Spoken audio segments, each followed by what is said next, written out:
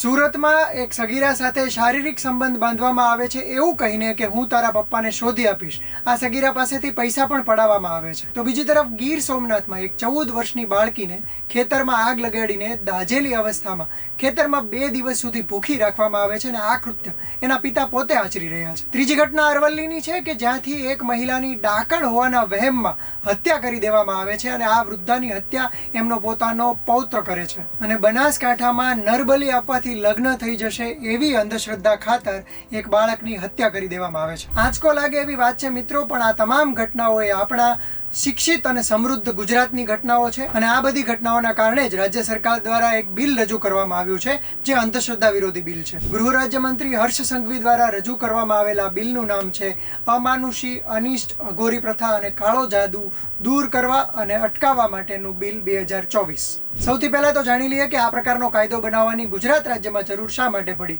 તો દેશના બીજા 6 રાજ્યોમાં આ પ્રકારનો કાયદો છે અને ગુજરાત એ 7મું રાજ્ય છે અને આ કાયદો ગુજરાતમાં લાગુ કરવાની જરૂર એટલા માટે પડી કે છેલ્લા કેટલાક દિવસોમાં એવી ઘણી બધી ઘટનાઓ સામે આવી કે જેમાં લોકોની હત્યાઓ પણ કરવામાં આવી અને હત્યાઓ પાછળનું કારણ હતું અંધશ્રદ્ધા. ગૃહ રાજ્યમંત્રીએ પોતે પણ કહ્યું કે ધર્મ અને અધર્મ વચ્ચેનો ભેદ રજૂ કરતું, સાચા ભુવાજી અને ખોટા ભુવાજી વચ્ચેનો ભેદ રજૂ કરતું આ બિલ છે અને ગુજરાતમાં સેંકડો લોકો સાથે થતા અન્યાય અને અધર્મ વિરુદ્ધ આ બિલ એ એમને રક્ષણ આપશે. હવે સમજી લઈએ કે અંધશ્રદ્ધા વિરોધી આ બિલમાં સજાની શું જોગવાઈ છે. તો અંધશ્રદ્ધાનું આચરણ કરનાર, કરાવનાર અથવા દુષ્પ્રેરણા આપનાર કે આ સમગ્ર વસ્તુમાં મદદગાર બનનાર તમામ લોકોને 6 મહિનાથી લઈને 7 વર્ષ સુધીની સજા થઈ શકે છે અને 50,000 રૂપિયા સુધીનો દંડ થઈ શકે છે. નોંધવાની વાત એ પણ છે કે આ એક બિન જામીનપાત્ર ગુનો ગણાશે અને પોલીસને એ સીધી અટકાયત કરવા માટેના અધિકાર પણ મળશે. આ કાયદાની કલમ નંબર 5માં એક વિજિલન્સ ઓફિસરની નિયુક્તિની પણ સ્પષ્ટતા કરવામાં આવી છે. એક વિજિલન્સ ઓફિસર એ સતત આ પ્રકારની જ્યાં પ્રેક્ટિસ થતી હશે ત્યાં એ દોષિતોને પકડીને પોલીસ સામે રજૂ કરશે અને પોલીસ સાથે મળીને કામ કરશે કે રાજ્યમાંથી અંધશ્રદ્ધાને કઈ રીતે નાબૂદ કરી શકાય. હવે મુખ્ય વાત કરીએ તો આ કાયદામાં 10 મુખ્ય ગુનાઓની સ્પષ્ટતા કરવામાં આવી છે. આ ગુનાઓ કયા છે?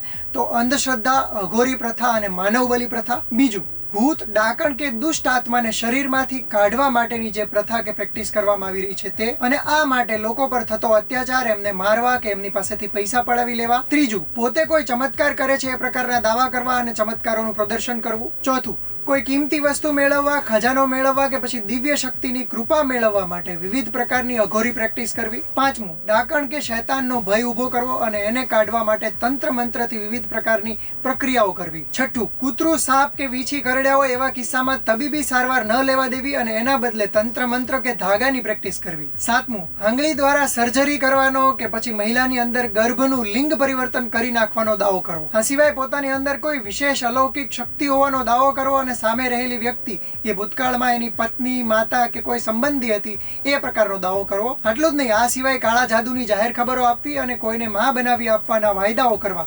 આ તમામ પ્રકારના 10 ગુનાઓ એ મુખ્ય ગુનાઓમાં સામેલ છે. મિત્રો, તમે નોંધ્યું જ હશે કે આપણી આસપાસ ઘણા બધા એવા લોકો હોય છે કે જે જમીનમાં દટાયેલું ધન પાછું આપવું, ખોવાયેલા રૂપિયા શોધી આપવા કે ખોવાયેલા માણસોને પાછા લાવી આપવા આ પ્રકારના દાવાઓ કરતા હોય છે અને આ દાવાઓના કારણે જે તે પરિવાર એ પોતાના જીવનભરની કમાયેલી બધી જ મૂડી ગુમાવી પણ દેતો હોય છે. રાજ્યમાં અત્યાર સુધીમાં એવા ઘણા બધા કિસ્સાઓ બની ચૂક્યા છે કે જેમાં મહિલાઓ પર આ રીતે દુષ્કર્મ પણ આચરવામાં આવ્યું હોય. ત્યારે રાજ્યને આ પ્રકારના કાયદાની ખાસ જરૂર હતી, પરંતુ આની સાથે સાથે કેટલીક ધાર્મિક વિધિઓને આમાંથી એક્સક્લુડ કરવામાં આવી છે જેના કારણે ધર્મ અને અધર્મ વચ્ચેનો ભેદ થઈ શકે. તો હવે સમજીએ કે કઈ ધાર્મિક પ્રવૃત્તિઓનો આ કાયદામાં સમાવેશ નથી કરવામાં આવ્યો. તો કોઈ ધાર્મિક યાત્રા છે, પ્રદક્ષિણા, પરિક્રમા, ઉપાસના, હરિપથ, કીર્તન, પ્રવચન, ભજન, પ્રાચીન અને પરંપરાગત વિદ્યાઓ અને કલાઓનો ઉપદેશ તેમજ તેનો અભ્યાસ અને પ્રચાર આ ગુનામાં સામેલ નથી કરવામાં આવ્યા. આ સિવાય ઘર, મંદિર, મસ્જિદ, ચર્ચ કે કોઈ પણ ધાર્મિક ઉપાસનાના જે સ્થળો છે ત્યાં કરવામાં આવતી ઉપાસના, યાચના, કીર્તન કે પછી એવી પ્રવૃત્તિઓ કે જેનાથી શારીરિક કે આર્થિક નુકસાન કોઈ પણ વ્યક્તિને નથી થઈ રહ્યું એને આ કાયદામાં સામેલ કરવામાં નથી આવી. એટલે કે આવી કોઈ પ્રવૃત્તિ કરવી એ ગુનો ગણાશે નહીં. આ સિવાય કોઈ પણ ધાર્મિક તહેવારોની ઉજવણી કરવી, કોઈ પણ પ્રકારની ધાર્મિક યાત્રા હોય કે ધર્મના ભાગરૂપે બાળકોના કાન નાક વિંધવાની જે પ્રક્રિયા હોય કે પછી વાસ્તુ માટે કે જ્યોતિષીની સલાહ લેવાની જે પ્રક્રિયા છે